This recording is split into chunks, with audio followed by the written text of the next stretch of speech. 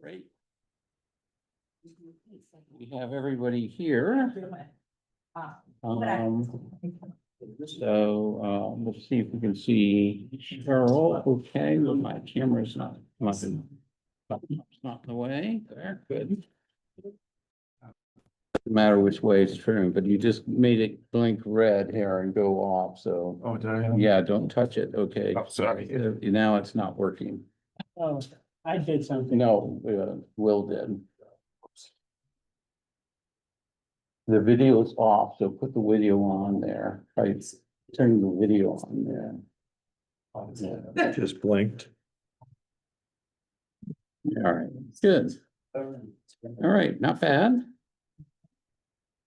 So, are we ready? Yes. we are. Okay, I am going to call to order the Needham Housing Authority Board of Commissioners. I'm going to call to order the Needham Housing Authority Board of Commissioners meeting, monthly meeting of August. High Rock Homes LLC as well, and start by calling the roll. Reg Foster is here. Jim Flanagan is here. Janice Bennett is there? Jeff Engler is here. Amanda Berman is here. And so we have all the commissioners here for the first time, and welcome Janice back to the land of the living. Yay. After. Yeah, I wasn't quite dead though. Well, I exaggerate, and we're so happy to have you back, and you look great, so, Thank you I so want them, much. yeah, it's great that, that also means we can do voice votes, guys, so we Yeah. might save 10 minutes of the meeting just right there, you never know. Hey, So, glad to do it. all right. So, Well, good. I just wanted to, say that this is a virtual hybrid meeting as well as an in-person, meeting, as permitted by, the, new law signed by Governor Healy on March 28th, 2025, extending for another couple of years, the ability to do this. And also that the notice of this meeting was duly posted with the clerk of the town of Needham on August 14th, 2025, setting forth the date, time, place, and agenda for the meeting. So I think we're ready to go. We also have a guest with us, Matt Zajac, which I'll introduce in a minute or two, or 5 or 10 minutes here, from the Cambridge Housing Authority. And we'll start, I have no special announcements from the chair, so we'll start with resident input. Do we have anything here? And if you are attending virtually, please raise your hand so Cheryl can see if you're interested in talking here. So go ahead, Helen.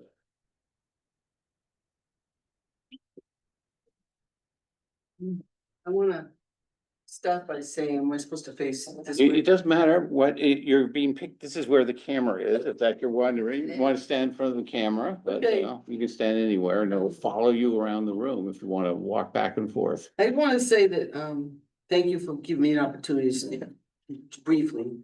There needs to be a constructive proposal for how to maintain or improve our LTO relationship with housing and and to move forward with the best interest of the residents on Needham housing initiatives, responsive to and reflective of the local circumstances we have here. It can be done by seeking and maintaining a courteous working relationship with Needham Housing and most important is to demonstrate the ability to represent with fairness the interests of all the residents. It matters that affect their rights, and a lot of this I've gotten from the CMR, just to let you guys know where some of this is coming from. I did a lot of research. And matters that affect their rights, status, duties of common interest, which can be obtained through a simple survey to all the residents. Remember that failure to follow the provisions of the applicable law has consequences by EOHLC. i.e. getting a bank account set up in a reasonable, quote unquote, reasonable amount of time. There is no bank account. It's just not, it's not happening. Funds were approved, but there's no account. Having a non-biased agenda for the residents, not your personal viewpoint, but for the common good of the Linden Chambers community by advocating for our residents in a positive, factual, respectful, and inclusive way. Negotiate, collaborate respectfully with Needham Housing, with solutions that work for all, including the Housing Authority. The goal is to have a healthy working relationship with housing moving forward and to keep the residents safe in a healthy environment that protects their status, duties, and welfare. As a reminder, NHA has a grievance policy. It's a procedure for individual tenants. The CMR wrote a lot of these rules here, and it's up to us and everyone to follow them. So respect is a two-way street. It must be mutual. And my last note, I spoke to a few residents in Linden and Chambers, and there are a number of residents that I met that said they're looking forward to the Linden Terrace apartments being built. And that's all I want to say. Thank you for hearing me. Thank you so much. Any comments, Cheryl, or shall we? Helen, thank you so much for those comments. I just want to note how positive you really are about the community that we live in. You know, you initiated the garden beds that we see here that will carry us through to our new phase 1 and phase 2 Linden Terrace project. You also just recently installed a memorial garden bed for residents who have passed on. I just really appreciate your thoughtfulness and your caringness about the community that you live in, and I appreciate you. Thank you. Good pleasure. Thank you. You're very, very good person. So, any other resident input? Ross Donald, go ahead. Come on up near the speakerphone so they can hear you. Pardon me? Come up front so they can hear you on the speakerphone here. He's on the owl. Oh, thank you very much. Ross Donald, 25H Chambers Street. Couple of things. We finally got going on fixing the paving parking lot a little bit. I didn't go back into the history. I think it's a story to be told, but we've been talking about that for 4 or 5 years. And I think the next thing is to work on the lines once the things get in. It was a previous interim part-time executive director who promised to do lines 3 years ago. So we did, that was to be done in 2 weeks, didn't get done. So now that we've done a little patching, maybe we could get the lines in as well. The interesting thing for me was, you know, I was trying to solve the problem on a high level, you know. We'll get Cheryl off to the health department or something like this. And well, I wasn't getting any response. They were on vacation or whatever. So I just called up their office, said, "Hi, I don't know who you are. You're answering the phone. Maybe you could help me." And I just explained the whole thing to her. She turned me over to an inspector, guy that does the work out in the field. He's not a policy person. He interprets the policy. So he came out and did an inspection, and I learned that that might be the way to go. Just go through the processes.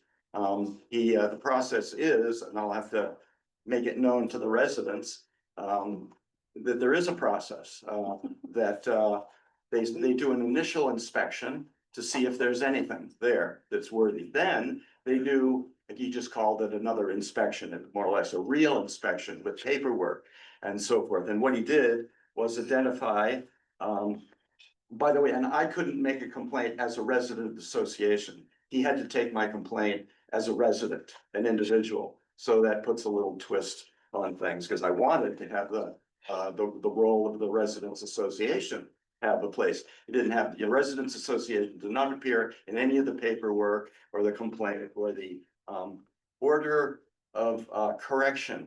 What he did was identify clear and obvious hazards. And it was like, thank you. You mean we're not gonna discuss it endlessly, whether it meets some policy guideline, a clear and obvious hazard. So we wrote it down and issued a 30-day order to correct. So it's the job is not done. There is still more to be done, and he's gonna do the inspection. So, and he identified some things that I might not have identified, you know, the ramp leading to 25 Chamber Street, he identified as a hazard. Okay, so that was down on the list of things that needed to be corrected. That's corrected, but there's a bunch of other things that are sort of questionable as to whether it's good enough or whether it's still there as a hazard. I'm just giving you a heads up, you're moving past 3 minutes here now. Okay, there are, Do you have anything else? so that's interesting about that. There was a comment, there are previous minutes, and Helen has brought up a couple of things, and she just brought up the matter of bank accounts. There have been at least 4 LTOs. We have a current LTO. I'm assuming that they all had bank accounts or have bank accounts. It seemed like that ought to be a model. If we wanted to have a bank account, we could use the other LTO that's there. You know, if a little creativity, we could run money for the Linden Chambers Residents Association through the existing LTO bank account. And it seems like if we wanted to have a residents association, we could do something like that creatively. But we don't have a bank account. And also, I need to talk about the office because it never came up as a discussion. I would bring it up in my 3 minutes, and then Janice Bennett would make a comment suggesting that we use the community room as an office. Well, I didn't get a chance to respond to that because it wasn't my time, you know? We have a lot of our office stuff right here. Some of the key issues are But Ross, privacy. I'm just warning you that you're getting up to 5 minutes. You brought up Right. the office thing every meeting for countless meetings and Well, we we have, never- excuse me, I'm talking, don't interrupt me when I'm talking. No, I Yes, said, go ahead, please. I said, we brought this up, you brought this up for several meetings. And you've been told many, many times that there's office space available for you at 21 Highland. Yeah. I don't want you to bring it up anymore, or you I'm can going to wrap up continue the because. discussion previously because No, I've never had to respond excuse to me. that. You're I'm bringing- sorry, it's my meeting, our meeting, Right. and if I'm ruling that out of order. And if you have anything else, your time is kind of up, but do you have any other points you want to bring up? Well- That are new? Point on that is that the reason why an LTO. I'm sorry, no more discussion on the office, so Once I'm again, gonna say. we've been talking about this for No, no. 4 months, 5 I'm months. sorry. If you have nothing else, then we'll Yeah, call on and- somebody else, okay? Yeah, I do have some other things to say. There is the matter of, at the last meeting, there was the issue of community room harmony guidelines was brought up. And that was advanced with the idea that it would be approved as a policy. And I think the quote was to make it enforceable. Now I spoke with Lori about this. And also in some written communication, I was informed that this was not to be a resident, this was not deserving of resident comments or something like this. So we'll ask Cheryl about that. Is there any other points you want to bring up? Well, the point on that is that there are some issues regarding this thing that are headed for disaster, the way they're written and the way they could be enforced, and they have been enforced to create more problems than solving them. You Okay. know, then Any you other- weren't here for this. any sort of thing, other and what I wanna points? do is, yes, and what I wanna do is offer some suggestions of how to make it better. Well, Harmony probably the way to guidelines. do that is meet with the LTO, meeting with the executive director. It doesn't do any good to bring things like this once a month to the board because we don't, Cheryl can do something about it. But is there any other new points? Because I'd like to call on somebody else. Yeah, can I speak during the minute when you're reviewing the minutes? If you have a Right. correction. Yeah, thank you. Sure. Okay, great. I see Sue Biazizo's got her hand up, so maybe we can, Yes, I'm sorry, but she did text me that, she said the volume was low, okay. so. Well, why don't we, go ahead and bring her on and see, we make sure we got everything adjusted here, because she's not here. So that's I'm great. here. We hear you loud and clear. How about the, can you hear, Hello, can you hear us, Sue? I'm unmuted. Yeah, we can hear you. I guess. So the audio isn't going out. This would be, let me just, Okay. I'm sorry. yeah, so that audio there. On. Put that and see what microphone we're using here. Are we using the file? We are not, yeah, we are using the out. Okay, so Let's see if Matt can hear us, just. see if- Matt, Matt, can we get you to unmute and see if we have an audio problem? Hi, Matt. Everyone, I'm able to hear you. Okay, Sue, I'm afraid it might be your computer because we just tested. No, it's not. You heard us, So you do hear us. Barely. I'm reading the captions. I'm going by caption right now. Okay, so we have another person we just tested it with that's dialed in virtually and they don't have any problem. So it probably isn't on our end here. Okay, well, I only wanted to say Lori Blake did a great job with yesterday's cookout. You know, I can't speak for the people who didn't show up. But I'm glad that I went for a while. I was able to meet up with some old neighborhood friends from Captain Robert Cook. And the music was great. The food was great. And this is something that Lori puts her heart and soul in. And I just wish more of my neighbors would participate. I understand families, you know, a lot of folks are working. Some, maybe they've got kids in daycare. We had a few kids who came up. But overall, and of course, the weather, Mother Nature wasn't really kind. Horrible. But yesterday. a little bit of rain never hurt anybody.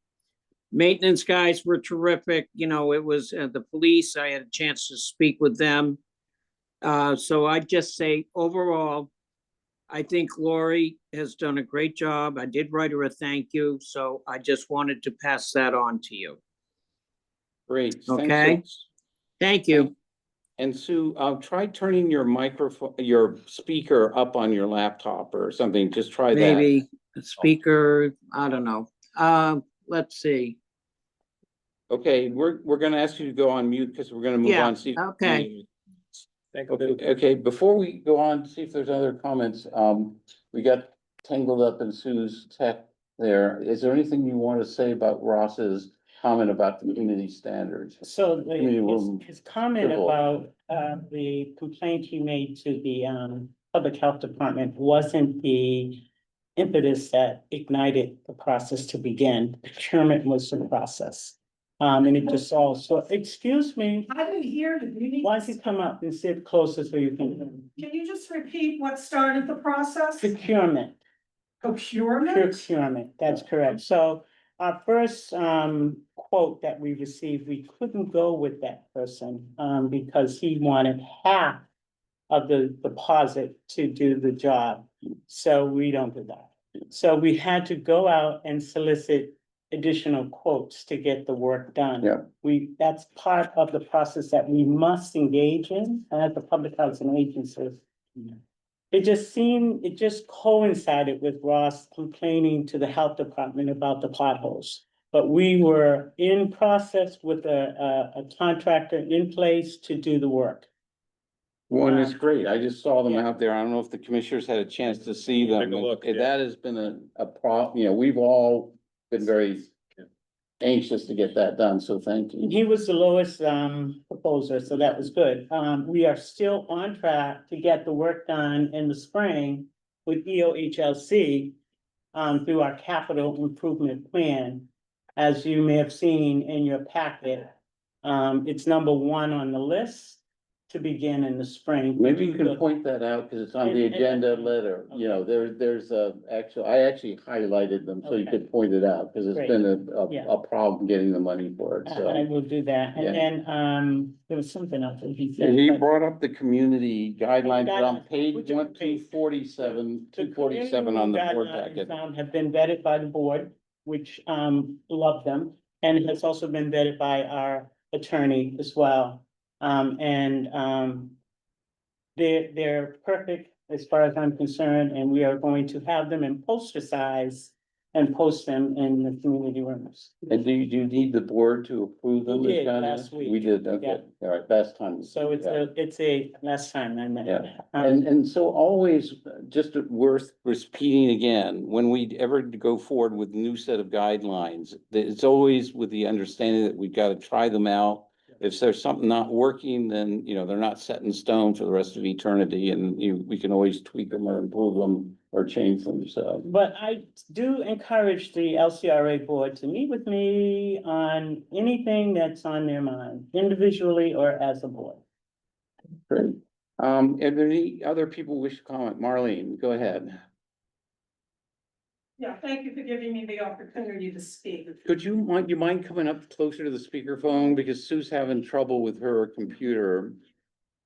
I thank you for giving me the opportunity to speak. I just want to speak quickly about this LTO issues that were just raised. As far as the driveway goes, I mean, it's been a clear and present hazard for years, at least the past 3 years I've been living here. And the follow-up recently, the past few months after it was approved, this $11,000 or $15,000 bidding. And then we had several meetings after that, and Greg Gillis, who isn't here today, who's in charge of maintenance. And it was always, there was no information given. And it was always, the project is off, no reasoning. That's just to fix those egregious potholes that are in incredible danger. So lo and behold, you know, all of a sudden, there was a plan put in place after the Board of Health was contacted by the LTO president, Ross Donald. And that person wrote a report, and to the best of my knowledge, he cited the housing authority, which should have been done a long time ago, but the bottom line is it got done. And then miraculously, a week or two later, they were here with machines doing the potholes, fixing these dangerous potholes. Okay, they're more than potholes, it's like a sinkhole, a couple of sinkholes, actually 3 sinkholes. So I want to give him credit for that, because I really don't think, I understand, I didn't know anything about your problem or issues with deposits, and that's fine, but none of that information was given unless it's been buried in one of these packets. It Yeah, would usually be given to the board. LCRA. well, I'm not on the Well, board. let's let her finish, and then you can respond here. It's nothing humorous about it. Now, as far as the bank account goes, first of all, there is 100 and we were quoted 147 units that are rented, which means with the new ELHOC guidelines with $25 per unit allowed, approximately then it would be $3,675. Now, in the annual packet, only that I went through and all I saw approved for that or placed aside was $1,300. There's a big difference between $1,300 and $3,675. So we are in the process. Hopefully, we're going to be able to do the necessary paperwork to get this money, but there's only $1,300. Now, maybe it's just a placeholder. But the bottom line is there's not more than $1,300 appropriated for something that we're entitled to approximately $3,675.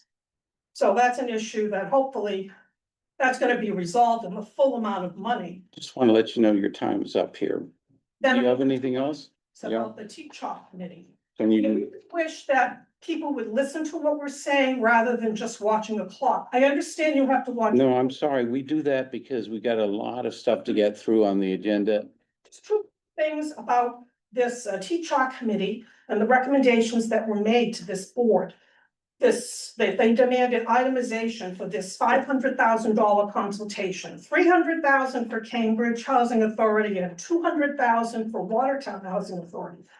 Where is that money coming from? Is that what's left over from the 1.3 million grant that was given by, I believe, the city?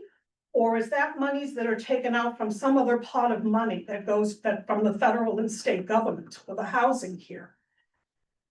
You know, that's something that I want clarified. And the whole thing that they brought up at the TCHA committee about all of these permutations and manipulations of fair cloth units and other taking monies from different pots, from Seabeds project, Linden Terrace project, and then potentially the High Rock project.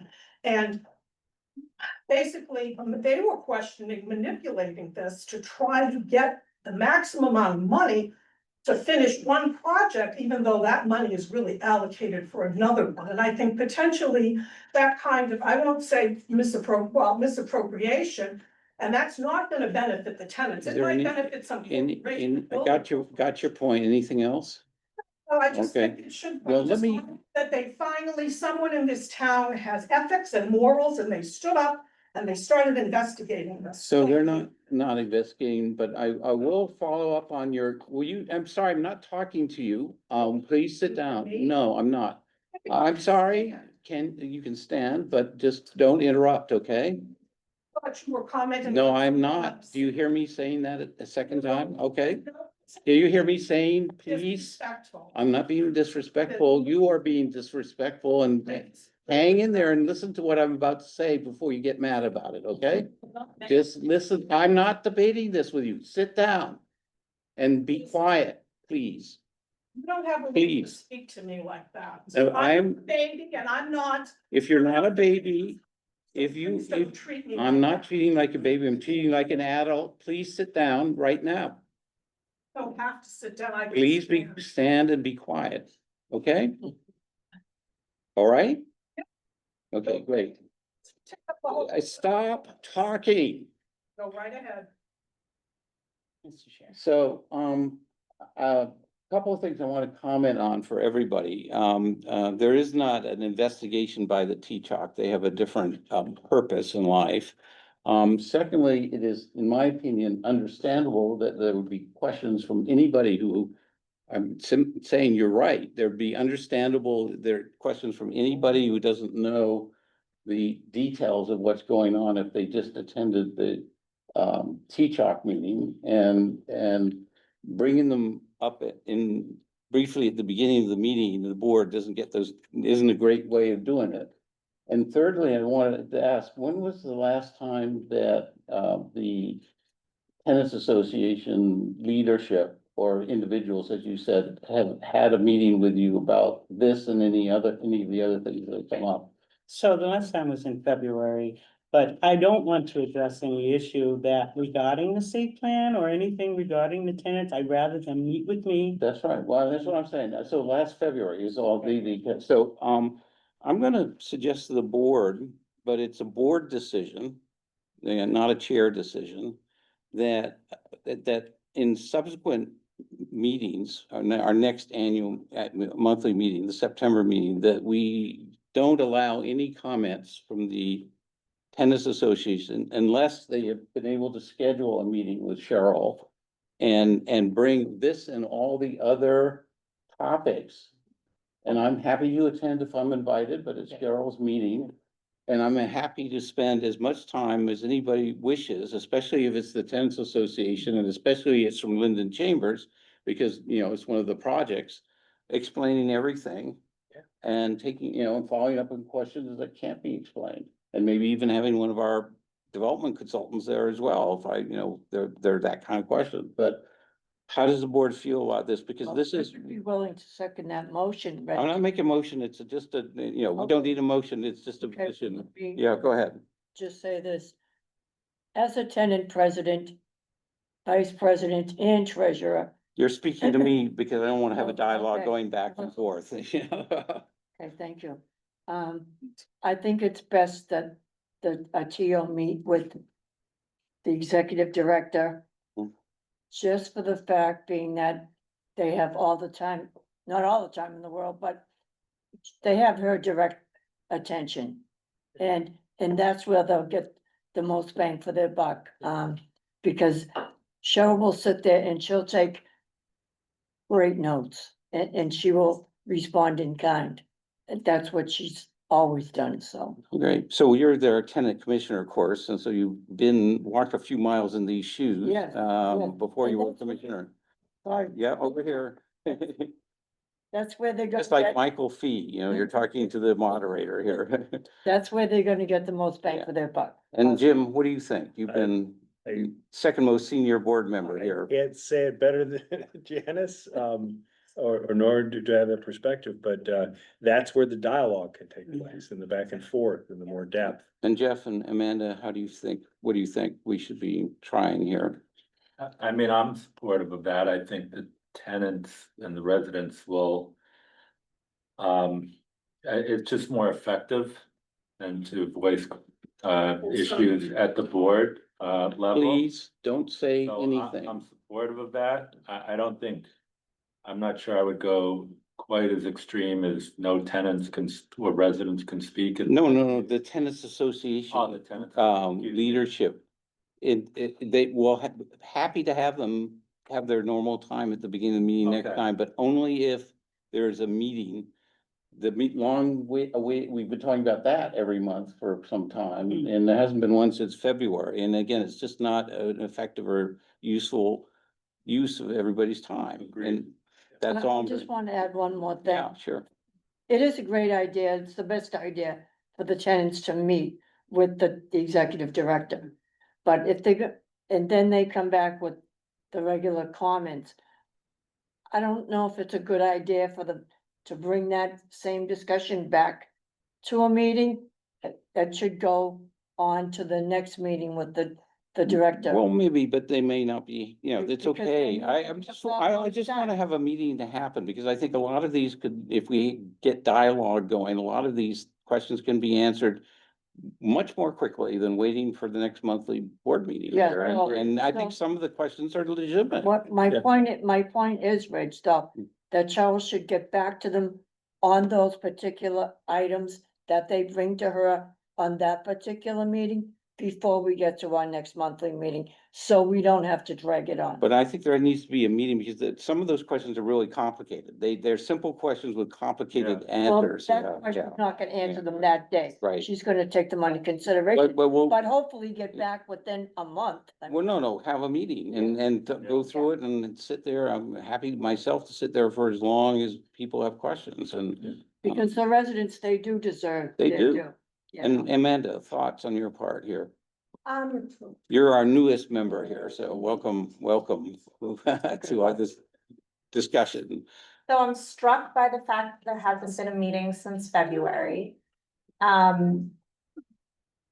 What feels like it's lacking is a written plan of how how the entity is to communicate and get feedback and this necessary back and forth. So I think there's something there, Reg, but what I really would like to know is, it feels like there should be a schedule of meetings, right? I mean, so in 2026, what is the schedule of meetings between the executive director and the tenant organizations? Yes. And what is the protocol for those So meetings? we do have a tenant participation plan that sort of, a policy rather, that sort of outlines the responsibility between both groups, the LCRA or the LTO and NHA. So the policy does give direction on how to proceed and how to move.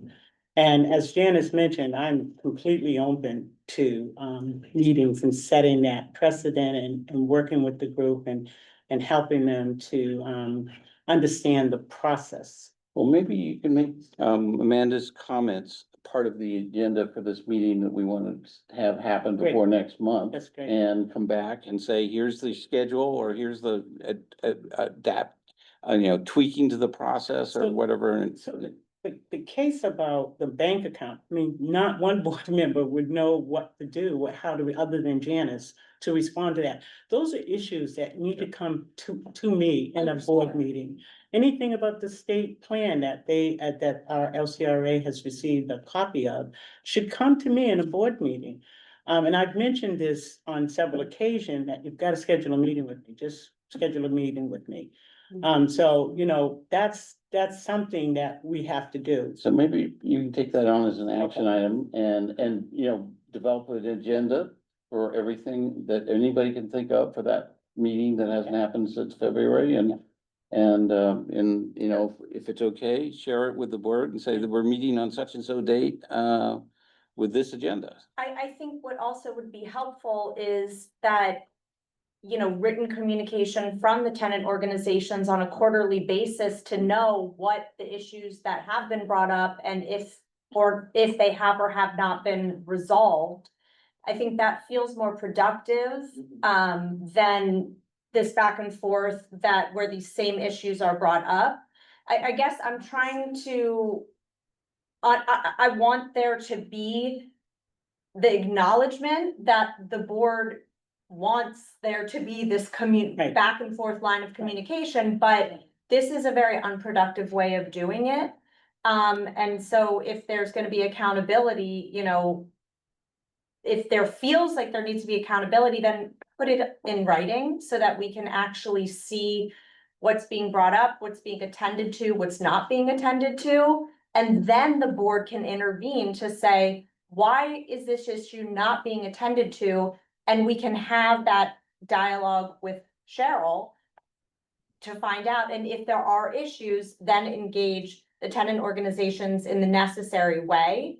It feels like Janice is maybe meant to be a part of this as well, as Of course. you know, it's exactly. That's why we have it. I think there feels like the structure is there, let's capitalize on it and use it appropriately and productively.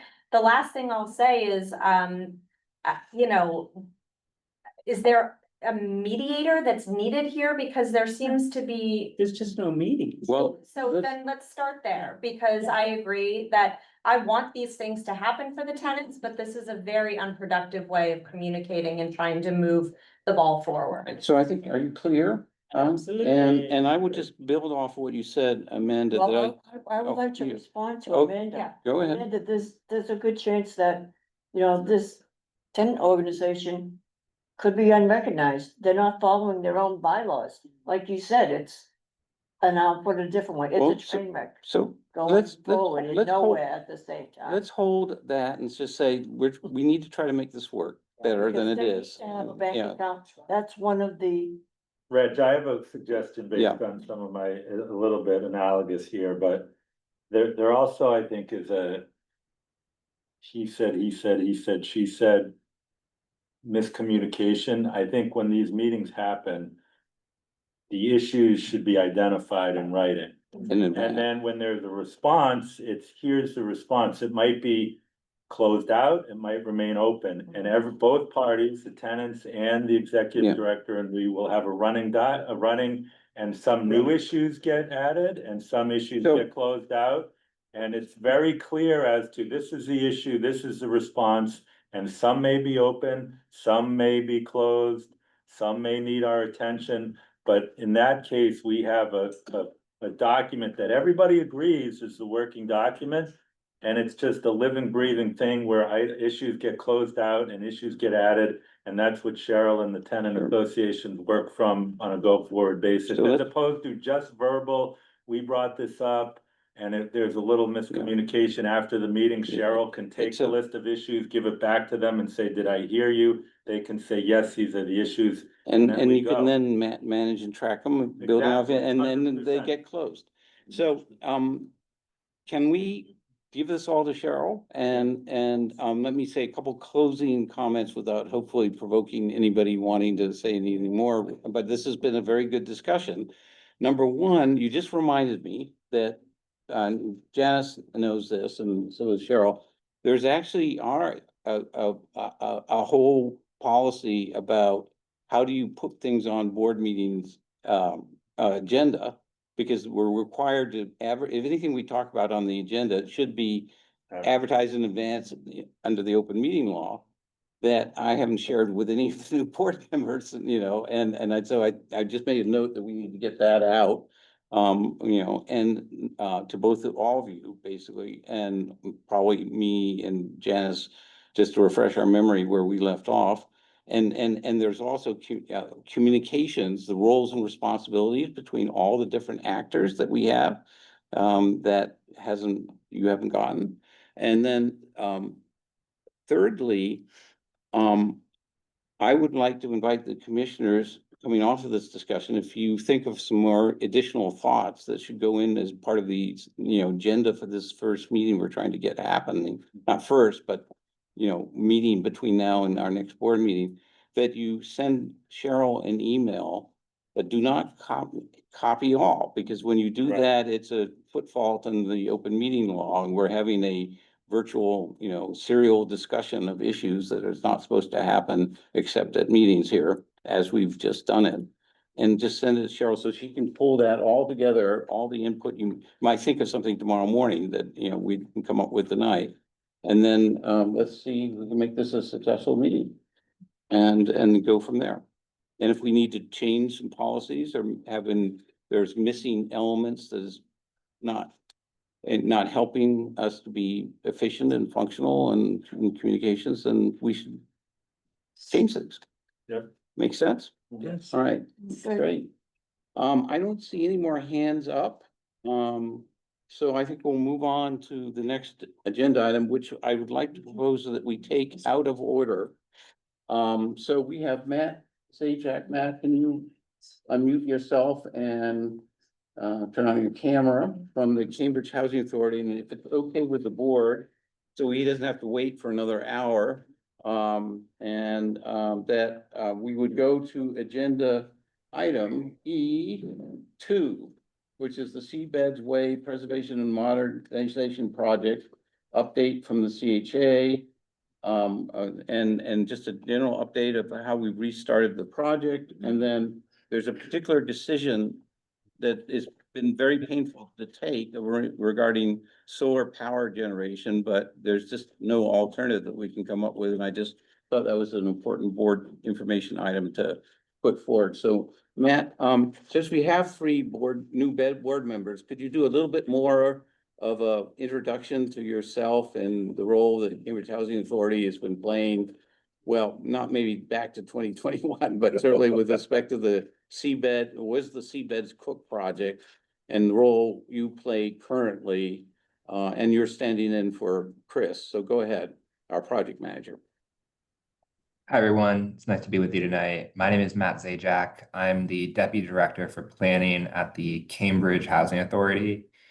Cambridge Housing Authority was hired by the Needham Housing Authority to act as their development consultant for the PRI, the initiative that Needham has undertaken to modernize its entire portfolio. Through our work with the PRI, we helped to lay the groundwork for the redevelopment plan at Linden Chambers. And then we've also been working on the modernization plan at the Seabeds and Cook property. Over the past year or so, we've been working on establishing the way in which that project would be financed and what the scope of work would be. That effort has been changed by the shifting winds at the federal government level, as well as our ability to secure funds at the local level. I think that an important update to share with both the board and the residents who are here is that we now feel confident in both the financial strategy and the scope of work for the project. And that's a really exciting place to be. It shows that there's a clear path forward to actually starting the modernization work with any luck, the first part of next year. In terms of the last couple of weeks, we had the exciting opportunity to restart the architectural process with the talented architectural team BH+A. BH+A, Seabeds residents who are here may have seen them walking around the site with their consultants. What they are doing is making detailed observations and measurements to go into the construction documents. These are the architectural plans that a general contractor someday will be able to pick up and implement.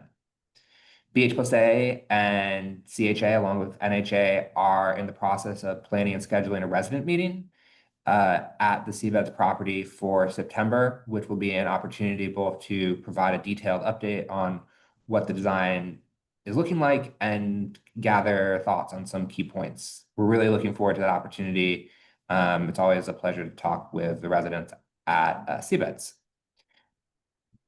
As Reg alluded to, as the project is coming together, we're dealing with a lot of really in the weeds decisions, and one of those is around solar energy production.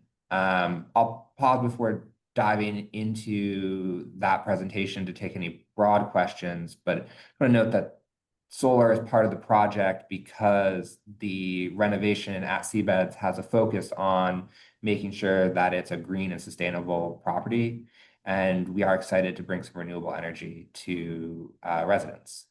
So before diving into solar, just a pause. Any questions about where the project stands generally from the board? No questions, Matt. Great.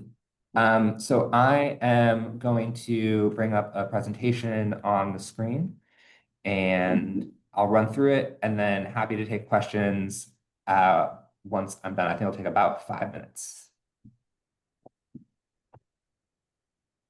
Do you have screen share, Matt? Sharing is not turned on currently. Cheryl, could you help me out? Can you put in a request for screen share? And then she can, There you go. yeah, just click on that. You should All good. have it. Thank you, Cheryl.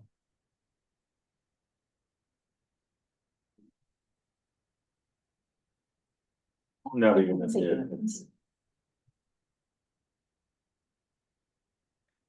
All right, are folks able to see the slides? Yeah, it's good and a good size. Thank you. Thanks, everybody. So to recap, a goal of the Seabed's Way project is to improve energy efficiency and make sure we're decarbonizing the project. This goal of the project is driven both by the strategic thinking of Needham Housing Authority, what are things it wants to accomplish, and also where there is money available. A lot of the soft funding that is available to fund projects that improve the living conditions is tied to making them more energy efficient. So you get this nice synergy of you're making a property more energy efficient, and you're also raising the money that's needed to do the things that improve resident quality of life, like make the units more firmly sealed up against being cold or too hot. In the short term, the Seabed's Way project is going to reduce gas usage by installing air source heat pumps. Gas is going to continue to be there as a backup heat source. And then the long term, gas will be eliminated entirely when those boilers reach the end of their useful life. This is going to reduce the cost that the property faces from gas, but it's going to increase the cost that it faces from electricity because more of the property is going to be powered by electricity. So solar is a really helpful strategy to implement because what it can do is reduce the cost of the electricity that the property is now using more of. 2 years ago, if we go back in our time machine, there was a lot of tax credits available at the federal level to fund solar. And the strategy also had a lot of grant sources available. Those federal incentives are being sunset, but we still have the ability to access a solar tax credit that will pay 30% of the cost as long as construction starts by July 4th of 2026. And we think this is a reasonable goal that we can meet. When a property, a homeowner, a business, a housing authority is trying to get solar installed, they have two big options for how to acquire the solar. One of them is direct purchase. So this is just like if the housing authority wanted to buy a new truck. They pay a company to install, design the solar system, and then Needham Housing Authority would have the direct benefit of that solar system because they own it. So any utility savings that come from it, any tax credits that come from it, those would go right to Needham Housing Authority. The con of this strategy is that it's most expensive. The housing authority needs to come up with, in this case, roughly $700,000 in order to fund solar across all of the roofs at seabeds. And then the housing authority would also have to pay for the upkeep on an annual basis. The other option is called a power purchase agreement. And this, you can think of a little bit more like leasing a car. So under this option, Needham Housing Authority hires a company to come in and install panels on the roof. Needham doesn't own those panels, but it benefits from the electricity that's being generated there by getting lower utility costs or a credit on its bills. So there's a lower barrier to entry because the Needham Housing Authority doesn't have to pay that upfront cost or pay for the maintenance. But the benefit of the solar generation is lower to the housing authority. Those two options translated in Massachusetts into two companies. So the direct purchase option is, I think, best represented by a company called Resident Energy. This is a Cambridge company. They have a great reputation in the field. They recently, through a competitive process, were awarded the option to do this for the Cambridge Housing Authority, actually. Their proposal would have a $680,000 upfront cost that would be defrayed by the tax credits. So $479,000 overall. And it's a cost that, unfortunately, due to the limited shoestring that the Seabed Way project is working on, would be really challenging to fund. So that leads us to what are our options for that power purchase agreement, which was the option that's more like leasing the solar panels. Under this, there's a pair of companies, Power Options and SunWealth, that collaborate and provide a really nice option. Power Options is a New England-based consultant in the energy space, and SunWealth is a solar developer. And what the state has done is that they've already gone through the process of doing all of the procurement for these companies. And for those who don't know, procurement is the term that we use in the housing authority world to talk about having gone through all the appropriate rules to hire a firm or to purchase a service. It's about making sure you ask enough companies for bids. So these companies are pre-procured, which means that they're easier to work with. And the power purchase agreement would have a $0 upfront cost. And then Needham Housing Authority would pay the solar provider a reduced rate of 24 cents, roughly, per kilowatt hour for production. And any production that is in excess of what is needed at the property would then generate credits that reduce the property's electrical bill. I want to just note one thing here that eagle-eyed viewers might notice, that the system sizes are different and the output is different for these two proposals. And that's due to these different consultants having different opinions about what equipment could be used and how it could be configured on the roof. They're both broadly the same, but just slightly different approaches to how to build the solar.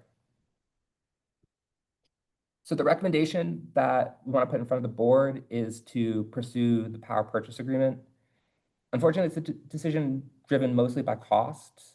The resident offers great quality and economic benefit, but the upfront cost is too much of a hurdle. CHA investigated other sources that could help to bring in the capital to the project, including talking to the town's sustainability manager. But at the end of the day, we just didn't see a pathway that was sufficiently certain to generate those funds. Working with resident would also require a bit more of a hurdle in terms of that procurement process. I just want to conclude with a little bit of a view about what this might mean for the property. As part of the renovation project, we hired a consultant named ClearResult, and they did a utility analysis. So this basically shows what is the amount of cost that the property currently has to pay for its utilities. And that's in the first red box that's circled, $85,000. That's what the property currently pays for its utilities. And then what could it pay in the future with solar? And those are these lower red boxes. And you see that under the phase 2 scenario where there's solar applied to the project, that the price of electricity could drop to $52,000. So that's hopefully a $30,000 reduction in utility costs in the long term at seabeds. I just want to preface this by saying that we think there's still some work to do on this utility analysis in order to make sure that the consultant applied the solar benefit right. So I do personally think that these numbers are going to tighten up a little bit. But I think it provides a general picture that there's a really significant upside even with the PPA. Next steps are to sign a contract with Power Options and Sunwealth. CHA is reviewing a draft, and then we would present that as a recommendation to the board in a separate meeting. And then hopefully start construction by that date in July of 2026 to be able to access tax credits. I appreciate everybody's attention and I'm happy to take any questions on solar. Yeah, let's do that. Let me just add one more point that occurred to me while you were doing your great presentation there, Matt. Thanks so much. But the other reason is the future has arrived. We're starting the construction documents phase. We can't keep looking for the money we don't have any longer because we are now, the architect needs a decision one way or the other. Which company are we going to? Because we got to start working with that company. And there are things that need to be done and planned for and contracted for. For example, as Janice would say that there's we have great roofs facing the right direction at seabeds, but there is very heavy, large trees just beyond where the buildings are. And so one of the things that needs to be done is to trim or remove some of those trees in order to get the maximum benefit from that creates these numbers and savings. Either way, it's a benefit. And some of those trees, the property line is right up the hill from the buildings. So some of these trees may be on somebody else's property, and that somebody else happens to be whoever LLC put the original Needham based TV tower, one of the 4 TV towers. You got to go find those people and get permission to trim the trees or take some of them down. So that could be a long lead time item. So we're kind of out of runway looking for money that we don't have, and we don't have it. So I just add that to what Matt said. And Matt, do you want to add anything, or should we just go to questions at this point? I think great to go to questions. Any questions or comments from anybody on the board? I was wondering about the annual upkeep. So Matt, do you want to address who does the annual upkeep of the equipment and Monetarily. and monetarily and otherwise, and who pays for it? I think is what you're asking. Yes, right. Exactly. Go ahead, Matt. Yeah, great question. Under the PPA arrangement, the firm, in this case, Sunwealth and Power Options are responsible for the upkeep. And the way in which that's paid for is through the payment that Needham Housing Authority would make to them for the generation of the electricity. Go ahead. So again, follow up to that great question. What is our guesstimate or a range of what we would be paying to, what's the name of the entity? Whatever the name of the entity is on an annual basis. The direct purchase entity or Yes. the PPA entity, the one we're going forward with? The PPA entity. Yeah, power purchase agreement is what I Exactly. call. Yeah. Go ahead, Any- Matt. Yeah, so ballpark, the system is supposed to produce 142,000 kilowatt hours of electricity, and the rate that Sunwealth has put forward is 24.9 0.2469 cents per kilowatt hour. That works out to $35,000 per year. Or another way of looking at it is currently Eversource's rate is around 35 cents an hour for delivered power to the product. So we're paying much less than we would pay Eversource, and including much less than if we use the Needham Choice community purchase agreement that we have with Commonwealth. Can I ask a question? Yeah. Isn't that rate locked in for the life of the contract too? Matt? That rate is locked in, and so this is a little in the weeds. So you as Needham Housing Authority pay that rate for that amount of electricity. And then that amount of electricity is applied to one of the meters that's on the property. The property has a couple of different meters, and one of them, which is called the R1 meter, it uses a very low amount of electricity. So what happens is the electricity that has been generated by the solar panels that you've paid Sunwealth for, first what it does is it handles the bill on that meter. So effectively you pay $0. Then there's an amount of electricity that's left over once you've paid that meter. Let's just say that you still have 200,000 kilowatt hours of electricity left over once you've paid for that meter. What happens is that excess energy, and it goes back to the grid, and Eversource pays you a net, or National Grid pays you a net metering credit. That net metering credit is about 0.29 cents per kilowatt hour. So the 200,000 times this credit equals a credit that is then applied to the rest of your utility bill, basically reduces the rest of the utility bill on the property. Does that make sense? In other words, you run your meter backwards is the simplest way I've been able to, explain it to people.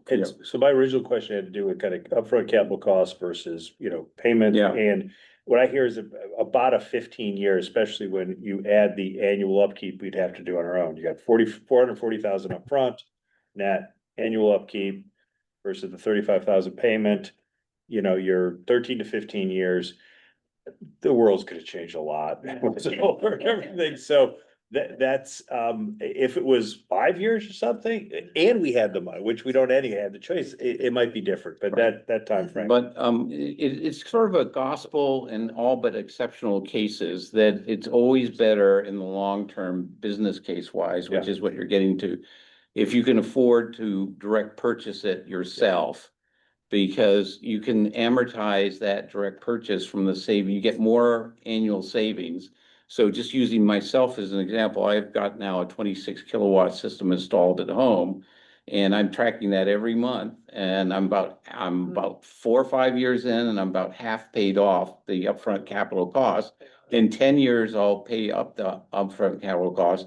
Then all the benefit just drops to the bottom line for the rest of the lifetime of the solar installation. So you got solar is what you're saying? Yes, I do. Yeah, okay. So Yeah. I've got actual data and there's many other homeowners and Needham have done this because we've had the very, Green Needham has been very, incredible about bringing that to Needham for other private homeowners.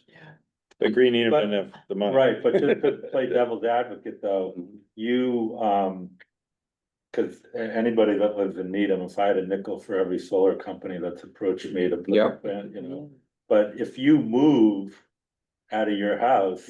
That you're basically asking the purchaser to assume that capital cost and whatever you think your house is worth. You work it into the, So I think our situation here, I think, is a little bit, but I don't even think it's a discussion because we don't have the money to afford it. Exactly. So my only recommendation is, it sounds like we have the provider lined up, but as we get to the end, and I'm sure Matt's already done this, just trying to negotiate the best possible deal we can, understanding that that's the direction. And if there's 2 finalists, say, listen, we want your best final, here's what we're doing, and get the best deal, but I don't even see it as an option, cause right now we don't have an option. No, it's not an option, so And Matt, do you want to comment on getting the best deal ever here? I do that. We will continue to push both of the companies, both of the options on pricing. I think one thing that we also do want to explore, just to the point that Jim made about the world changing, is could a termination or purchase option be included within the contract to offer you the opportunity to take the system on if in, let's just say for as a hypothetical, year 3, there is suddenly a new federal administration that puts a new solar program on the street that you can take advantage of. So we're going to continue to try and find a way to keep that door open to you, even if you're doing the PPA. Yeah, Nice. good. Do solar panels last? So, they typically last, at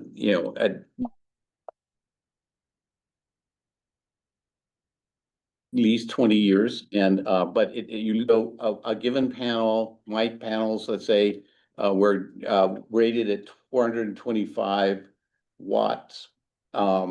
And over 20 years, they'll go down to 350 watts or something like that. So at some point, there's a cost benefit analysis. I think But it's the that- angles of the sun. That is beyond our planning horizon today. Yeah. This fan Well, might yeah. have more watts. Yeah, but good question. Any other questions? No, I just also want to add, there's also benefit that a lot of people, some people will know about and others won't. But when you put a solar panel on top of a new roof, the new roof lasts a lot longer because it doesn't get broken down by the ultraviolet radiation from the town. So, it actually, again, this is a very long-term benefit, but you'll still have to replace the roof where the sun is still shining, or the other side of the roof, but that's a benefit as well. And that's the type we're doing, we're putting them on the roof? Yes. These, Yeah. All right, let's move on. Matt, thank Well you done. so much. We'll let Thanks, you Matt. go. And Thanks, thank you everyone. for everything. And please get our thanks to Chris and Margaret, Moran, and the whole team that's backing this up. We have about 4 or 5. Now that we started up this project, we have about 3 or 4 or 5 Cambridge Housing Authority. They're not development consultants anymore. There are development managers, development partners. So thank you so much. Thank you. The expertise shows. Thank you. Hey, everyone. All right, good night. All right, good. So we'll go back to our regular, little more ordinary, less interesting agenda items here, and we're at agenda item A. Review and approve the bill schedule and check warrants. And Jim, I'm gonna have you do the honor since we're all here. Would you make a motion to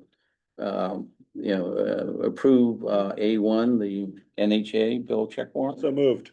And do I have a second? Second. Okay, does anybody have any questions on the voluminous pages that are in our board packet for Cheryl? Hearing none, I get to call a voice vote. Thank you, Janice. All those in favor signify by saying aye. Aye. Opposed? There are none, so that's approved. Now, HRH LLC, Jim? I move that, item 2. Say the number, $34,486. $34,486.25. Do I have a second? Second. Second, any questions for Cheryl? Hearing none, I will call a voice vote. All those in favor signify by saying aye. Aye. Opposed, there are none. Boy, I'm out of practice doing this, so I may stumble here. All right, we're on to B. We have the consent agenda, which is all the items that we are going to approve with one vote. After we have a chance to raise any questions or issues with Cheryl or about the minutes drafted or anything else. Are there any from any of the board members? I just want to note that the minutes were not written by Cheryl, who writes incredibly extraordinary minutes, but didn't do that this time for the first time. And was done by Michael Thornstad, her temporary executive assistant, doing a great job for us. Thank you, Michael. I see you're on the that you're on there as an attendee listening in. Cheryl's on vacation though. I just want to say, I did find some very small minor nits that I'm gonna bring up. Largely, this is a great job. Just about the right amount of detail and summary, which is always a hard thing to get right, obviously. My comments, when we do approve this, I would ask that they're approved subject to these tweaks. The first one is on the minutes for Thursday, May 15th, page 38, item E2, where the town unanimously passed the Seabeds Way Preservation and Modernization Project.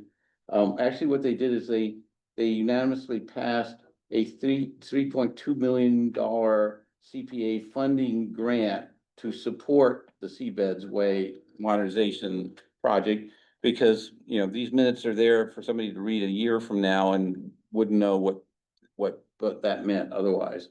The second one is on page 43, and it's just a comment I wanted to make for everybody's benefit. This is the Monday, June 10th special joint board meeting with the select board, where we approve the jointly with the select board, the appointment of Amanda to the vacant position. There's nothing wrong with the minutes, but once we approve them, then they need to go to to Katie King, our new town manager, and to the town clerk, Louise Miller, because that goes in the record to immortalize, town's records to immortalize, that appointment here. So just want to note that going by. Next one is Tuesday, June 17th.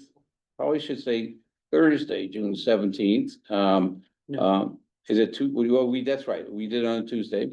But it's not an annual meeting. It was just a regular monthly meeting. So that's just the caption on page 45. The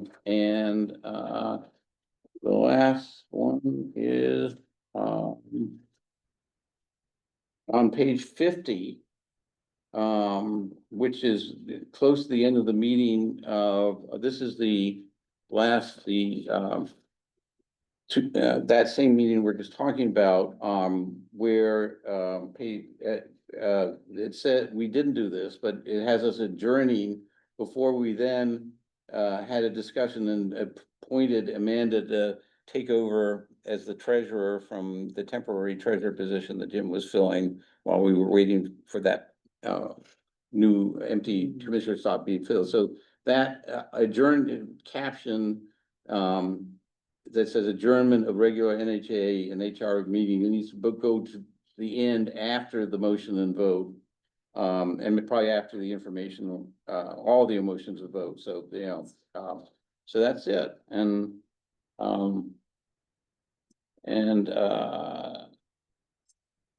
then there is, last one is on page 51 of Monday, June 30th, 2025. So again, just a minor nit, but it says I did a roll call vote and it was approved, chair's roll call and announcement, it was approved 4-0, but didn't state who voted 4+ and who was absent, which was Jim, I think, at that meeting. And when you have a virtual meeting, you have to set down the people who affirmed, actually voted one way or the other, which, by the way, Michael did 40 other times in all the other minutes. So, so it's just a nit.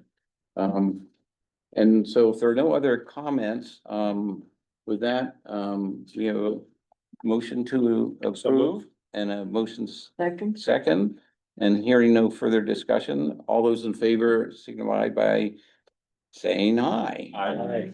And opposed, there are none, so that's approved. So we're gonna move on to Tandem Care Incorporated, and over to you, Cheryl. Agenda item C. What's this all about? Well, this is all about, sorry, I'm a bit caught up. So we're looking at the draft contract that's on page, 1:30. 130. Yeah, thank you. Let's get that. So, Tandem Care, and Ian Fink. Ian Fink and I have had a long business relationship. He has been our grant writer for our, Ross grant and our family self-sufficiency grant. He is currently helping me to write an emergency, non-presidential emergency grant. He's really very, very smart, and I enjoyed talking with him on other business matters. I've reached out to him to help him, to ask for his help with our updating our human resources, policy, employee handbook, and, my evaluation tool, for our staff. So this is his proposal. And the accountant, fee I'm accountant. so sorry, thank you, that's the most important Yeah, thing other than the human. well, they're all important. Yeah. Is our, developing the RFP for our fee accounting. So, he has submitted his proposal to me, and I'm, submitting it to you for your review.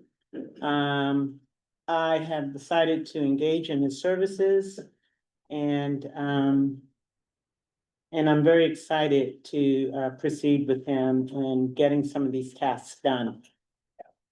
So, is there any other questions? And I would just add that we've been trying to get the fee accountant RFP done all summer, and there's never been enough time to do it on a volunteer basis. So Cheryl said, you know what? We need to do something different and came up with this proposal. So Jim and I will turn all the work that we sort of did, but didn't get over the finish line. And this, I also call your attention to the fact that the contract is for $9,900, so not to exceed, so does not require us to put out a competitive procurement notice and go through all of that. If the board judges that otherwise, they're satisfied that this is, a good thing to do and a good value for the money. And any questions from anybody? I see none. Cheryl, do you have anything else you want to say? Well, the other thing on here too that I didn't point out is the recruitment for an assistant executive director. Right. So I do need to make some staffing changes to account for these positions that are greatly needed. And Ian's going to help me with that as well. And part of our challenge is just being able to find candidates who know what they're doing that actually wouldn't, be a net drag on what Cheryl does. And they're hard to find, and we're trying a different way with a different consultant there. So, I'd also say our HR policy is not hopelessly out of date or anything like that. It used to be last time we did it, but not now. But HR policies need to be reviewed and updated every few years because the laws change and so forth. So, and if any board member is interested in getting a copy of our current HR policy for some good, go bedtime reading to go to sleep, no, I'm just kidding. It's, obviously a very important policy, but it's long and it covers a lot of different, it has a lot of different sub policies in it, like, expense reporting and review and various other sorts of things that go along with HR, sort of a omnibus policy, as well as and again, just note that this only applies to employees that are not union members. So there is an actual union contract that contains all that we have to negotiate every 3 years. When is our That's next correct. one? Every 3 years. We just ratified it this year. Okay, yeah. So that has, these sorts of employment practice policies as part of the union negotiation. So saying all that, do I have a motion to approve hiring, what's the name of their company? T10 Care Incorporated, and Cheryl signing this contract? So move. Oh, I heard, yeah, finally, jump right in there first, and I heard you say, seconded, Jim, so. Hearing that, I'll call for the vote. All those in favor signify by saying aye. Aye. Opposed? There are none. We move on to, agenda item D, the executive director's monthly reports. And Cheryl, is there anything you want to sort of, just give us an update on where things stand, or? Yes.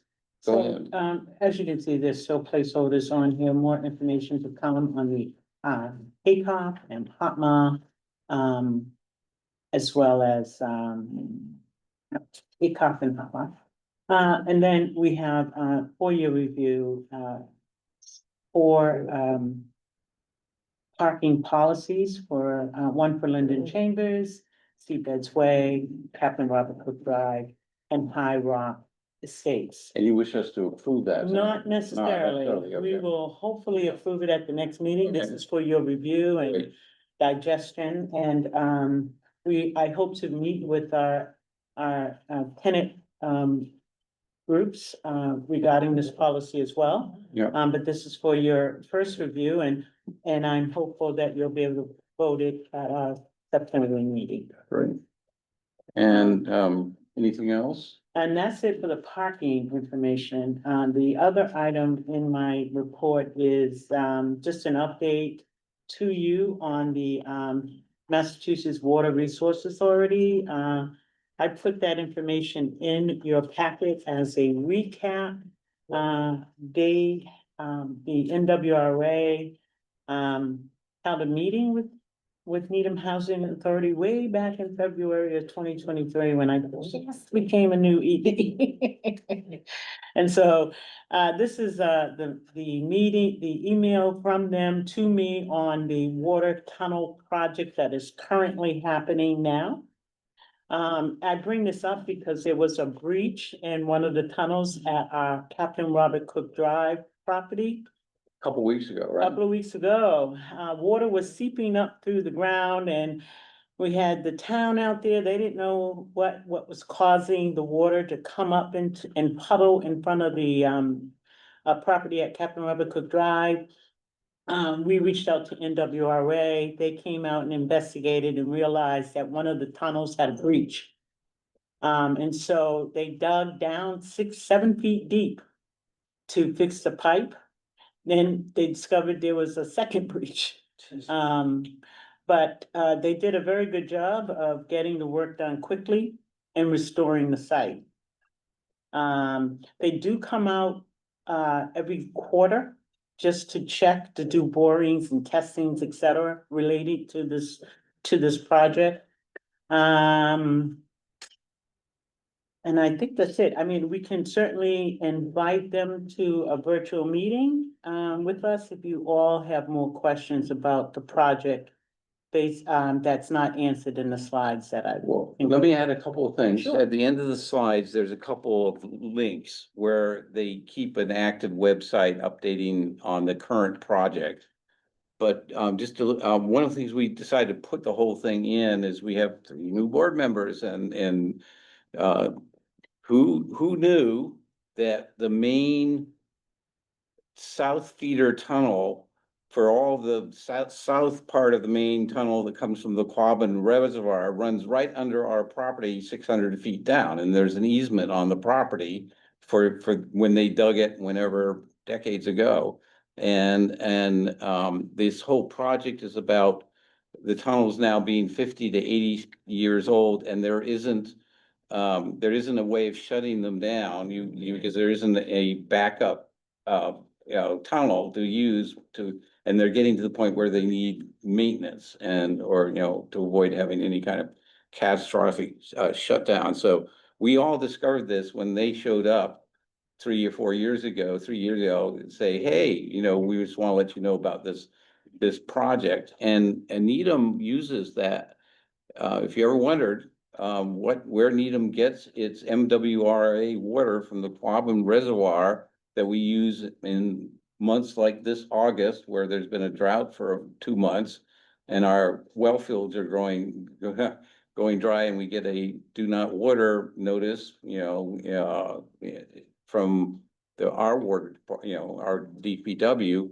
Well, it runs right under our property and their pumping station is really, as you go up the hill on St. Mary's on the left, going into the property, that draws the additional water that we need during dry spells. So it doesn't really affect us other than they came back then and did test borings to see what's going on down there 80 years, 50 years later, in anticipation of doing this additional supplemental tunnel project sometime in the next 10 years. So that's.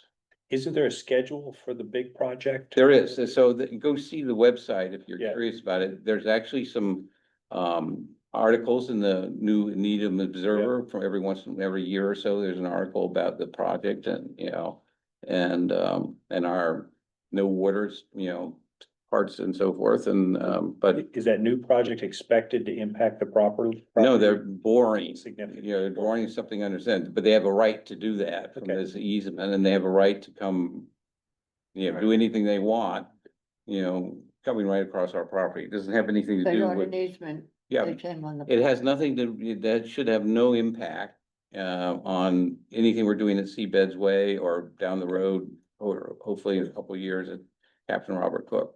But it just seemed to be an opportunity to, bring it up as a, just an informational item for all the commissioners. No Thank you. decision Yep. required. Any questions? So go ahead, Amanda. Did I see, so who covers the costs related to the not flooding, but They did. So they did. They came in, dug things up. They were pretty They were very impressive. efficient. All right. Very good to work with, very communicative, very responsive to us. And came right away, once Yes. we all figured it out, it had nothing to do with us, our broken water main, at Captain Robert Cook or something like that. And then the town came in and said, well, we don't have anything to do with that, so then they showed up next day, right? Yeah, they were very responsive, and restored the site, put in a new walkway for the house. I did speak with them about seeding the grass, and they're gonna come back and seed the Wow. grass for us as Wow. well. So. No complaints. No complaints, very good to work with, very polite, very respectful, and very responsive. Even now, just asking questions about, the small thing about the grass. Nice. Okay, so anything else on your executive director's report? Thing is the capital plan update you have in your packet. It's on page 161. It's the Executive Office of Housing and Livable Community Formula Funding money that we receive to do capital work. And the schedule in I'm a little colorblind, so I think that's orange. So we are black and white here anyway. Oh, you all are black and Yeah, white, so- sorry, guys. So the bottom part of the page where it says asphalt paving. That is a capital project that is in the approval stage, this is EOHLC for 667-3, which is our Chamber Street project program. And the budget so far is 371,864. And it's looking to start in 2026. So you can see on the top of the page, the dates 26, 27, 2030. This project is going to start in 2026. So it's the dark, shaded part of it, the last, 1, 2, 3, 4, 5 lines, not counting the 6th one here. So the money's in the budget, and we're That's gonna correct. seek to get it approved by the end of the budget has been year. approved, It has been and, approved, the project is in the planning stages now. EOHLC does all the work. They hire the architects, the engineers, they put the project out to bid. So they're moving this forward. It just takes me to say, where are we in the process if it slows down?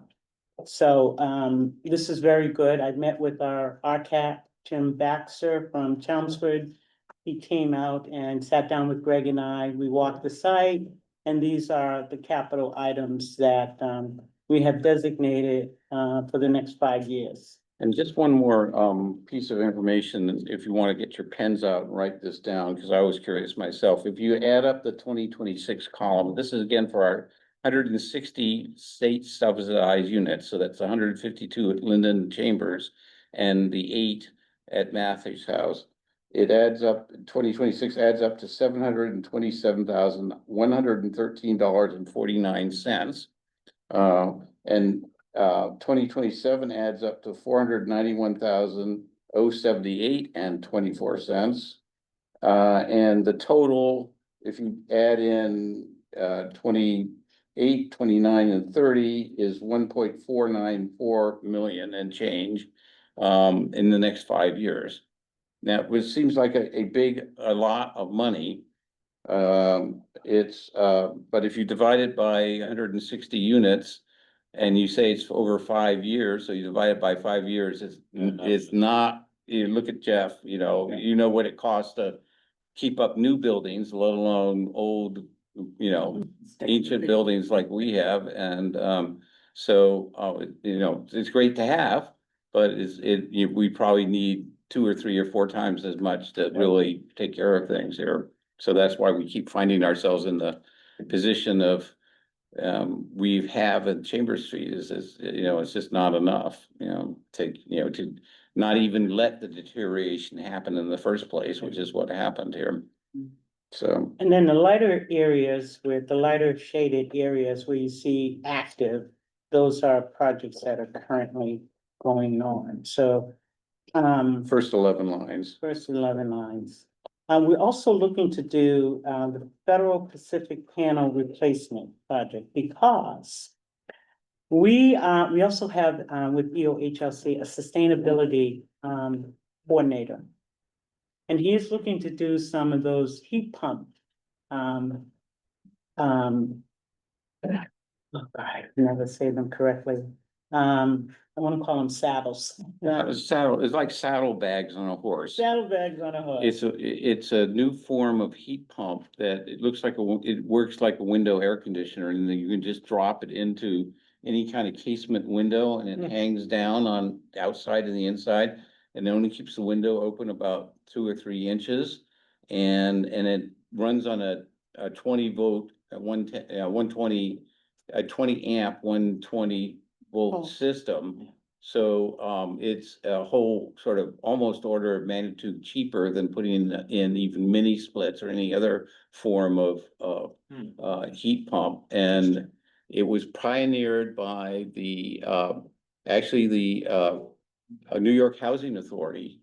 Put out a competition saying, we'll buy 50,000 units for anybody who can come up with a better solution to, putting heat pumps into existing ancient architecture, and this got invented. And so we're actually going to be rolling that out in an experiment mode for here. I think you're saying for Linden Chambers. Well, for Linden Chambers, Yeah. for Chambers rather, we do have a grant from the state to purchase that. We just don't have the power to run the. So that you have to have a 20 amp circuit. We only have 15 amp circuits. The panels are small, but it's still not what you have to do to put a mini split system in. And by, again, 100, thousands, tens of thousands of dollars per unit. Okay. And it's also a technology that we're going to be using up at seabeds as well. So that allows us to put heat pumps in at a fraction of the cost that would otherwise cost. And we can, you need in New England, you need a secondary source of heat in the winter because sometimes it gets down to 0. Yes. And, but that means we can leave the existing gas boiler units in there as a secondary source for the time being. And it's really enabled us to make the numbers work for the seabeds project. So does that prevent then that particular window to be open and closed? Yes. Okay. But it doesn't have it open with a big air conditioner or a heat pump sticking out with little fins on either side, which are very energy and efficient doing it. Right. And you get out of through the sleeve approach to doing any kind of window unit. If anybody likes, I've got a, you can send that out through Cheryl, I've got a spec sheet. And you know, like there's a YouTube video from the last Yeah. housing conference, What's the name of the that's company? very interesting. The company name of that? Medea is one of the two companies. The reason why I'm asking is Medea did a huge recall of that very same design. Maybe they did, it's brand new, but you know, hopefully. And they put a number of those, why I found out, because I have a Medea regular air conditioner. Good to know. Not the kind that he's referring to that goes in there. Anyway, that's why we're gonna experiment. Look We're- at that. Yeah. Carefully. as you go. But fortunately, the New York Housing Authority ordered $50,000, 50,000 units. So we can count on them to get that problem fixed, you know, we've not on us. All right, anything else, Cheryl? Okay, and the final thing that I just want to point out that I put in your packet as a point actually of information, but also to talk about it, is the disbursements we receive from HUD for our Housing Choice Voucher Program. And as you can see, this is what HUD gives us on, this is their schedule, right up to August of how much we receive to pay our landlords for our Section 8 rents. It's This is a point of information. just a point of information, but it's a great program. We're an agency that's not in shortfall. We have a robust Section 8 program. We pay our landlords on time, and in addition to this disbursement schedule, HUD also gives the agency the funding for our FSS program. So the rent, the escrowing money that tenants are saving comes from HUD as well. So Page 162. 163, I'm so sorry. 163. 162 is the Yeah. cover letter, and 163 is the actual disbursement schedule. Excuse me, Cheryl, what does AF disbursement stand for? Cause it's half disbursement and then AF disbursement. This is our fee that we receive, Oh, so administrative fee. yes, I'm so Got it, sorry okay. about that. Administrative you. fee, sorry about that, Amanda. But that's our fee that we get on a monthly basis Got it. to administer the program. And any other questions? Mr. Chair, I have one more question. Yeah. For Cheryl, are we on the CMAP? So yes, we can go on the CMAP, my favorite subject. So the CMAP is the Section 8 Section 8 Management Assessment Program. Page 164, Page 65. 164 and 165, thank you, Mr. Chair. And so this is a biannual assessment that HUD does for the Housing Choice Program, Housing Choice Voucher Program, and this program is very complicated to administer, and we have had the help of a consultant to help us administer the program. And we've gotten a great score of 96%. So I'm really happy about that because it takes a lot of work on my end, coming in on the weekends and, you know, working a lot to keep the program in-house. We lost our Section 8 coordinator. She went to Worcester Housing Authority to administer their program. And rather than engage in Dedham Housing Authority, who used to minister this program, I decided to keep it going because this is where we're heading. We're moving from project base, we're moving from Section 9 to Section 8 program. So it was important for me to keep this program in-house, learn the program, administer the program, and as you can see, be successful at administering that program. It's very complicated, complex, so many different rules go along with it, but it's a really good exercise in being proficient administratively on a particular program.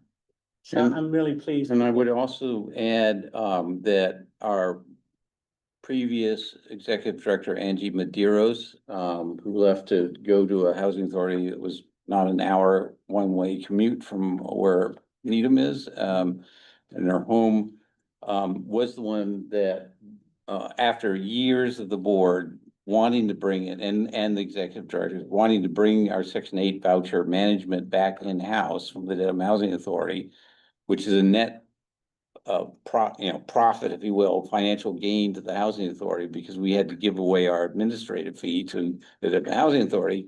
Angie figured out how to do that because she had done that for years and years at the Worcester Housing Authority and the Fall River Housing Authority and had the expertise to do it. And now we have an executive director who has Right. been able to, it's still very tough. But we made it with basically got an A score grade on our administration. And Cheryl didn't say this, but the other reason why this is critical to the PRI is that all of our Faircloth units for the Seabeds project are going to be replaced by housing choice vouchers under Section 8. And being a small housing authority, it is not automatic that we can continue to manage those additional 46 project-based vouchers unless we have a B or higher score on our CMAP assessments here. So that was a very critical, otherwise we'd have to have somebody else do it. And that was really critical to PRI as well. So thank you, Cheryl. I'm sorry about all those weekends, though. We got to stop that, But it's a great program. It's very beneficial to the agency and a lot of people, so. Well, I did some quick math, about $150,000, Yeah. the administrative fee, right? That we're Yes, gaining now that we yes. used to. Well, and then you don't have to, having one, Section 8 coordinator, you don't have to pay 150 that you can pay, 80, 90,000, We 80, 70. would pay all of it. Yeah, no. Yeah. So we're getting net gain and a 96% score. And then we can use that money that's left over to support other, soft programs, resident service Yeah. programs and so forth. That for will that. scale in the future Yeah. with the new program. Right. So, that's great. Can I ask one more Yeah, question? sure. Cheryl, congratulations. Okay. And thank you for explaining the process to me when we met before. It was really helpful. I don't want to nitpick. I'm just curious because everything was 100% except one line item was the continuing HQS inspection. Yes. So, What is, we contract with, a third-party vendor to do our HQS inspections of our private units. okay. Okay, Once a year, right? Has to be done. biannually, they Biannually. actually do it twice a year. Right. And so, there were some areas where, it either didn't happen or re-inspection didn't happen. So we're paying close attention to that. So when a unit fails inspection, then we have to not pay that landlord until the landlord fixes what needs to be done in the unit. And so, we have to be mindful of that and make sure. So I get the reports from the third-party vendor twice a week, so to speak, and I save them. I look at them, I review them, I make sure that, that we don't have any failed inspections. And if we do, we have to start paying that landlord, we have to make sure the landlord gets the work done. Or, we have to initiate other steps to get them into compliance. Got it. So we weren't 100% in that area, but we will be, in the next 2 years when we do this again. Any further questions for Cheryl? And Cheryl, we don't have anything to vote on here. right? No. So we will move on. Yes, sir. Okay, so we're on, agenda item E, the PRI, Preservation Redevelopment Initiative. Just taking things in the order of the agenda, the Linden Street redevelopment project. There is no report from our development partners because there's nothing to report on that hasn't already been sent out the board and published in the newspapers, which is that our $57 million tax credit application for funding, as we expected, was turned down since the last board meeting. And it wasn't turned down for being bad necessarily, particularly it was just that we were now in line knocking on the door, and there are other projects have been waiting for 2 or 3 years to be funded. And we're in that mode. We are, basically, we, meaning, HSC and Peabody, analyzing what we've learned about, problems with the proposal, and the only problem with the proposal that is of substance is that we have to start the seabed project first before we can liberate the liberate the fair cloth units. On the day that the shovels go into the ground, so that they can become part of the Linden Street project and provide 40 of the 40, we get 40 Section 8, so fair cloth units that get to be transferred over and are part of the annual rental subsidy for making the numbers work at Linden Street. And that is a flaw. It's not a flaw we haven't known about. There's always been this timing issue that came up because of what Matt referred to as, changes at HUD. And, but the fact that we are actually have the seabeds project funded and going to construction and hopefully by July next year, knock on wood, we don't have a lot of margin for error for something to go wrong in the numbers, but the numbers are all there. Means that, there's a good light at the end of the tunnel. It's not the oncoming train light at the end of the tunnel. But it still means we have a challenge with resubmitting for the 2026 winter round, and that's now a challenge. That's the next thing that they're working on, trying to figure out how to address. Don't have anything to report on right now, but same cycle. November, sometime during November, preliminary applications are due, and then sometime in January, HLC lets you know if they'll let you into the full application round for the 26 cycle, and full applications are due in February, by the end of February. Typically, that schedule hasn't been published yet, but typically, and this is again a tag for tax credits and all the other sources of funding, hard and soft, all come together at that 2026 deadline for the winter 26 round. And so that's underway for this in Linden Street. The other thing about Linden Street to report is that, and I forwarded to the board, the confidential report from our attorney as to what happened at the hearing last Tuesday, a week ago Tuesday, at Dedham Superior Court. And that's the Burke versus the Needham Housing Authority and Needham Planning Department lawsuit that was filed. And so 6 lawyers showed up there to argue a Section 12 motion dismiss that had been filed. That's a rule, Section 12, I believe, is a rule that says that there's enough problems with the lawsuit that the judge has grounds to rule on a summary dismissal. The judge heard us for about an hour or so, I'd say. So there was a very thorough presentation by both sides, and then took it under advisement. And we'll probably expect to hear what ruling that is, either in favor of the summary dismissal or not, by sometime beginning to the end of September, assuming there's nothing that gets in the way, no more Karen Reed trials or anything like that. So that's the status.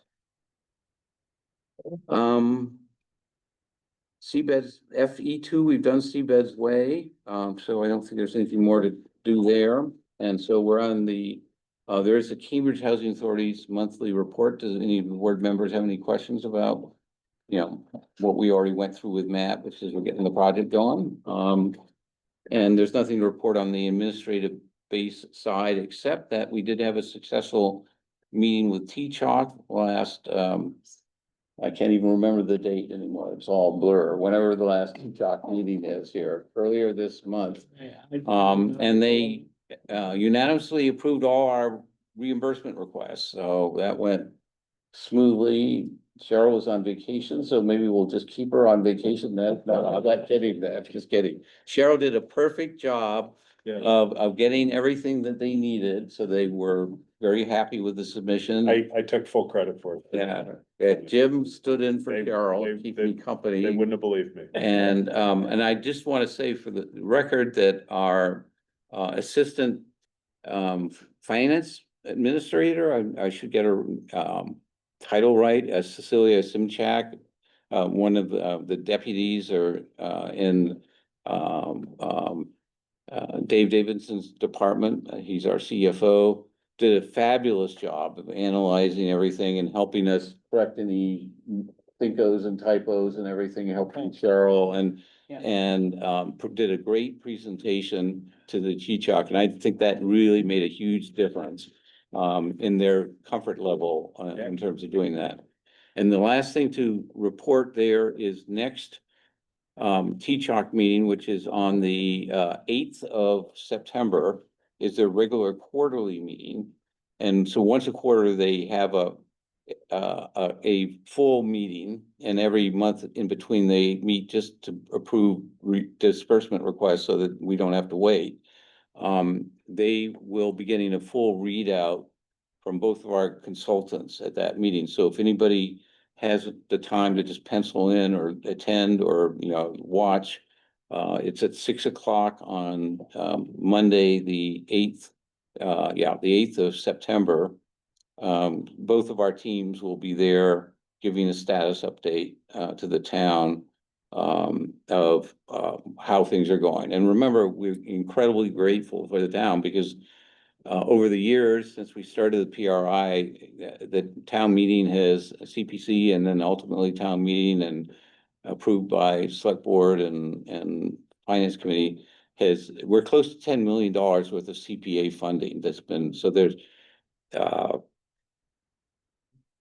I hear from our consultants that there is no other town other than Needham that's been this supportive. And that's a part of why we are in the game right now, Secretary including. said he was proud of our town and all things. Yeah, you know? yeah, Secretary Augustus, you're thinking when he was visiting. You couldn't believe how Yeah, the town. yeah, was big. so, we wouldn't have we wouldn't have made the funding for the Seabed project without the money there, and likewise on the Linden Street side, so, this is great. Yeah.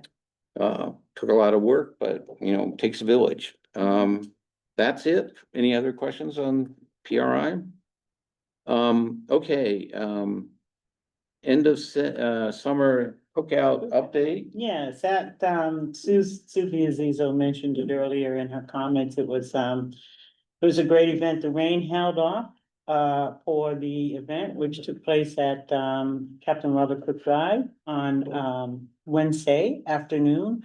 And the rain held off for a couple of hours. Our fabulous police department came, the chief was there, and several officers, community resource officers, Katie and Kelly and Rocket.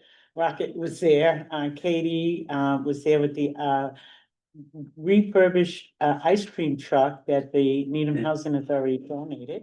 They have turned it into this fabulous vehicle that does ice cream, that serves different ice cream, popcorn, different things. They also do shopping with the clock. They do Toys for Tot. They do a lot with that vehicle that has been refurbished and donated from Needham Housing Authority. We had Plugged In came and performed for us. They always do. It was a small turnout, but it was a great event. Kids were there, parents were there. So I just update on that, and Lori did a great job of putting this all together. That's it for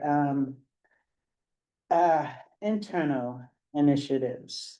Great, so let's go on to G1 and the home stretch here. Appointment of NHA CPC member to the 3-year term. So again, just for the general audience to repeat the situation, the town signed up for the Community Preservation Act like 25 years ago. All taxpayers, all real estate taxpayers in town pay a 2% surcharge on whatever our tax bill is. And it goes into the Community Preservation Act fund, trust fund, and to be used for one of 4 purposes. And one of those 4 purposes is for affordable housing. And that's where the $10 million I referred to a moment ago comes from.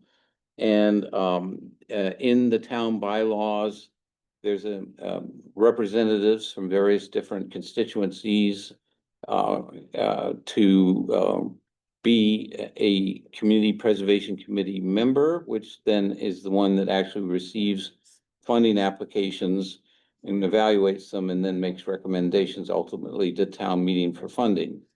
And Needham Housing Authority has one of those 9 seats. And the other seats are like the Planning Board, Parks and Rec has a seat, the Historical Commission has a seat. There's a couple of 3 appointed by the Select Board and the town moderator.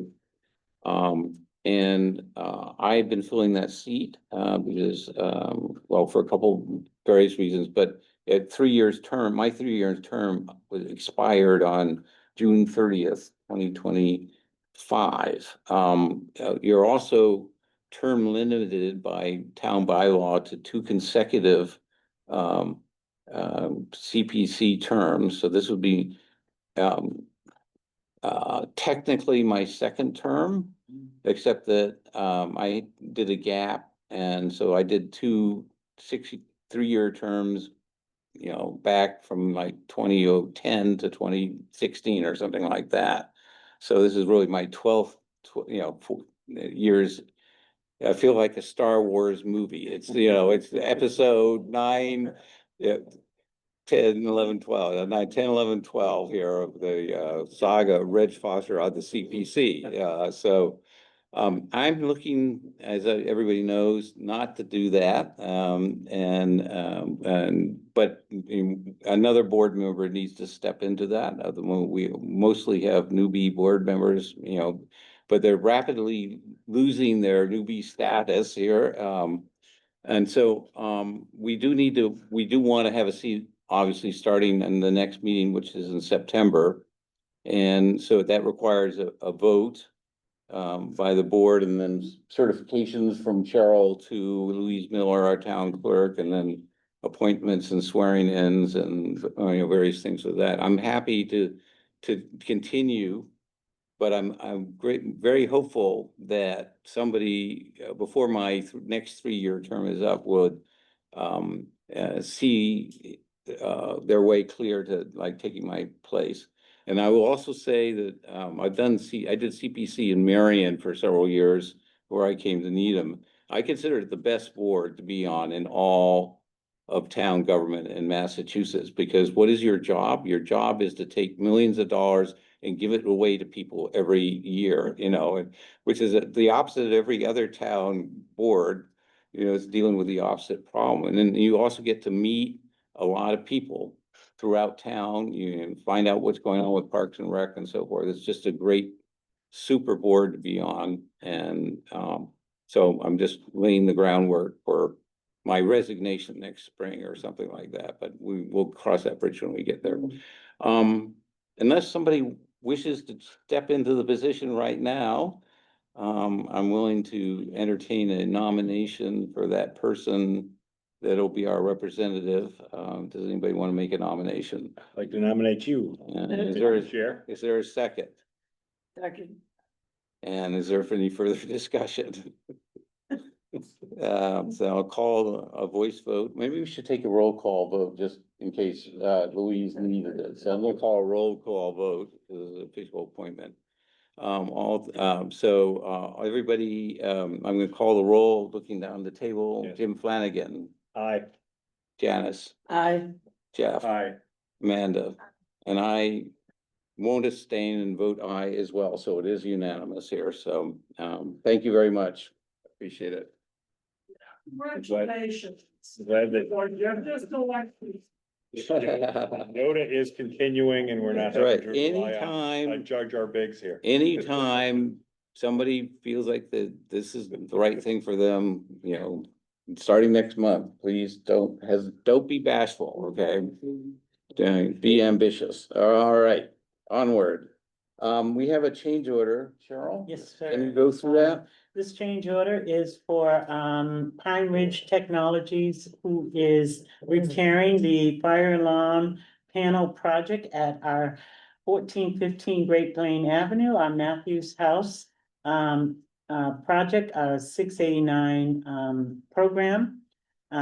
This is just a switch change order that needed to be completed. It wasn't in the original specs. And it is done. I have spoken with the construction the construction manager. His name is Michael McIntyre, who's very helpful to me on these projects. He explained how it worked. It made a great deal of sense, but I couldn't explain to you how it works. But it's something that's needed to complete the project, and that's the last change order. And you're recommending it, I'm right? recommending. And Greg too, right? I'm sorry. And Greg maybe too, or not? Well, I'm recommending that the board approve the change. order. Yeah, I haven't consulted with Greg on this. yeah. I've consulted with the construction manager from. Oh, right, he's managing it, right. So he recommends it. He recommends it. He explains to me how it works. It makes sense. This company's been very good to work with, Pine Ridge Technologies. And they're really done with that project, the fire alarm panel replacement project at our property, 1415 Great Plain Avenue, which is our Matthews House. Mhm. It's the 689 program for residents with disabilities. And that's it.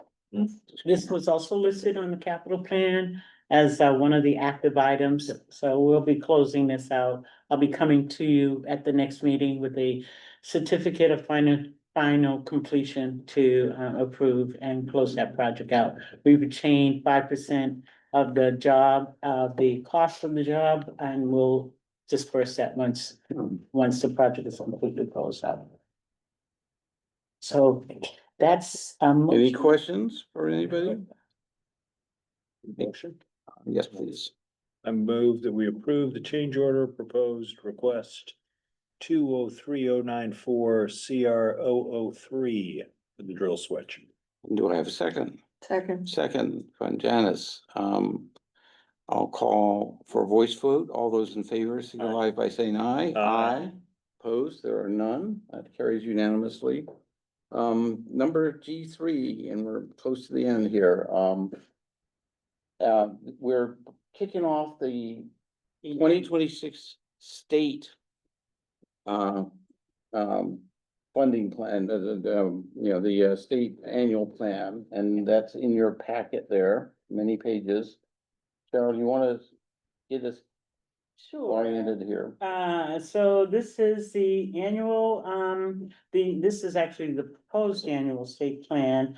I hope to meet with the LCRA to talk with them about any comments they have on the plan. This plan was put in, was developed by myself, our RCAT, Greg, and EOHLC.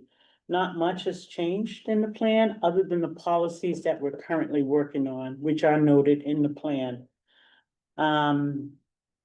So again, not much has changed, but I do hope to solicit comments from our LCRA about their thoughts on the plan.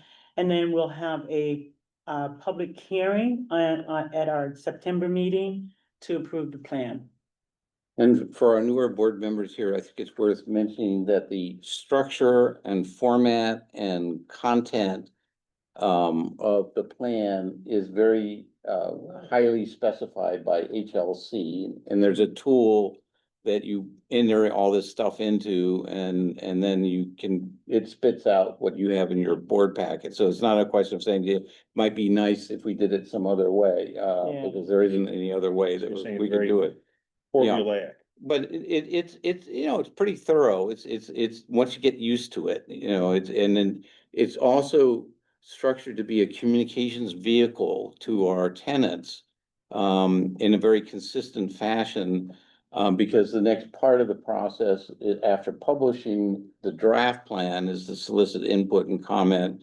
And towards the end of the year, I guess in our December 9th board meeting, our early December board meeting on approving the budget, will be approving the final both state and federal budgets. And there's a deadline that we have to get everything in. So we try to get, and that's before the end of the year.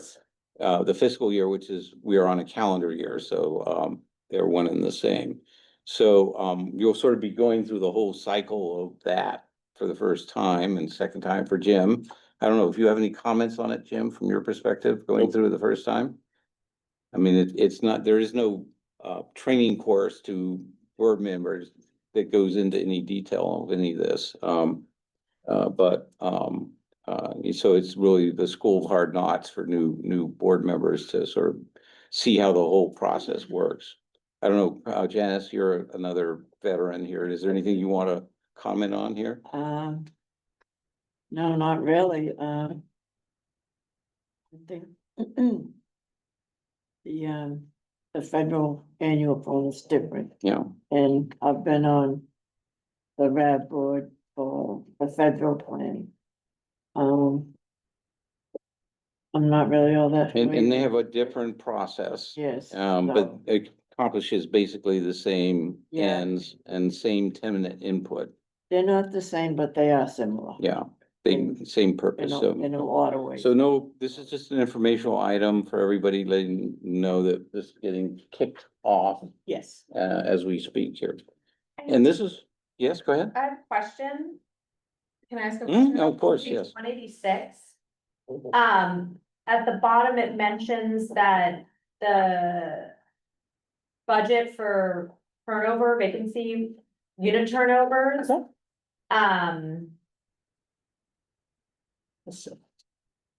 Why was the budget reduced by half? And then really my question was, what is AIP 203-103? On page 186. Yeah, This paragraph, actually, this is an explanation that you input into the system here, so. So, but this is regarding the capital plan, mhm, right? And so that your question is, why was that budget reduced? yeah, exactly, Okay. So it really was reduced across the state, not just Needham Housing Authority. okay. And then, I did meet with the RCAT and he did explain to me, but it's not just us that's getting a reduction. so it was a slash across the Yeah. state. And then is there any significance to the AIP 203-103 budget? Like what is, so then what funds are we dipping into to cover that? I don't know, and I couldn't tell you, I'm so sorry. Yeah, but I will look into that and reach back out to you. I'll send you an email. Yeah, and explain what that is. Not- I just send an email to everybody, Okay. you know. Okay, thank you. And I Great believe question. you asked AIOP 103, I believe the number is a project number. But I couldn't find it Yeah. in the plan. No, I'm just saying, yeah. So maybe it was eliminated, I don't know, so, but Cheryl will find out. Yeah, that I is, think you a mentioned it's of great importance, but it was just something that caught my attention and, Yeah. okay, the money was cut in half. Right, yeah, Billing yeah. it. I will explain that to you in an email. Oh, Sure.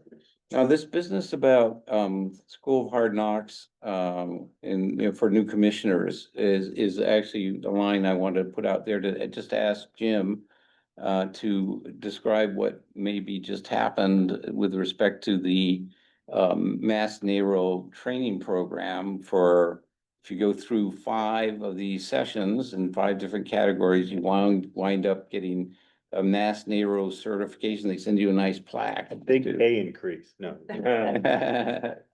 Yeah, they double the pay, I Big believe, right? percentage. Yeah. Times zero, but what, Sorry. Yes. yeah, I can't answer that. So we did receive $30,000 from the state because our maintenance cost and extraordinary maintenance budget was cut significantly. So this 103 is a fish number. It hasn't been appropriated yet, but that's the number for the project that we are going to submit to the state to pay for unit turnover expenses. Great. Sorry about that. No, thank you.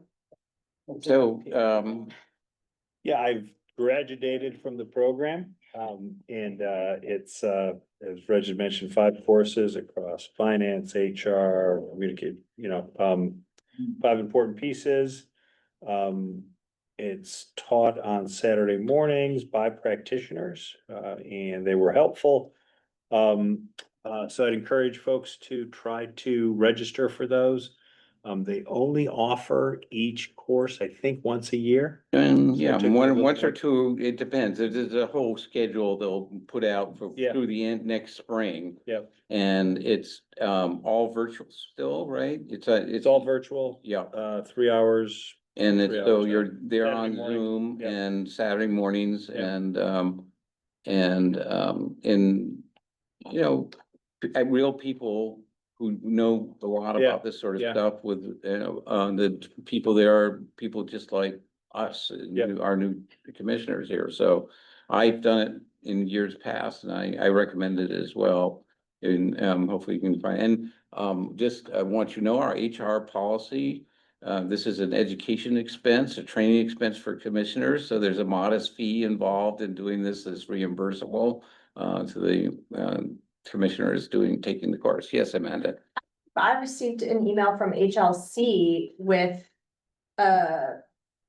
training that they were asking me. So they have their own training course as Okay. well, and it somewhat covers the same material. And I believe their course, last time I looked at it, was self-paced. It's not live interactive. I think it's, you go log into a site and you go through one of those, automated training thingies.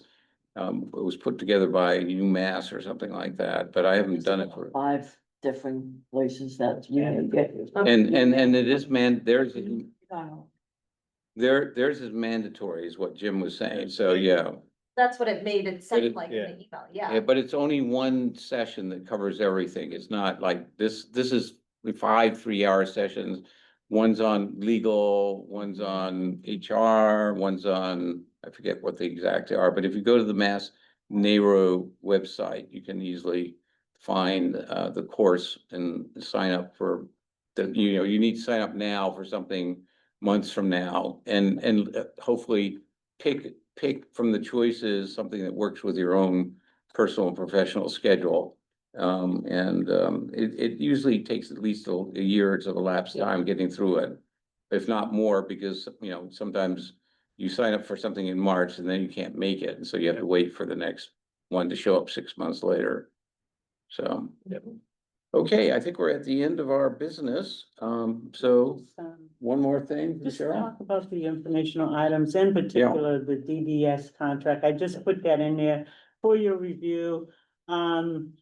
This is our property. Needham Housing Authority owns that property at 1415 Great Plain Avenue. Our group home. Our group home, 8 beds, Known as Matthew's no, house. it's Matthew's house, and it's a great little project.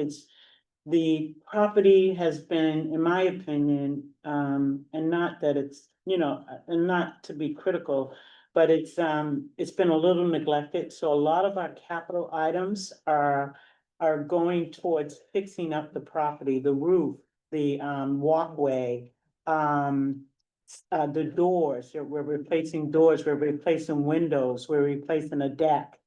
And these things haven't happened in a long time to this particular property, so I'm really proud that this work is happening.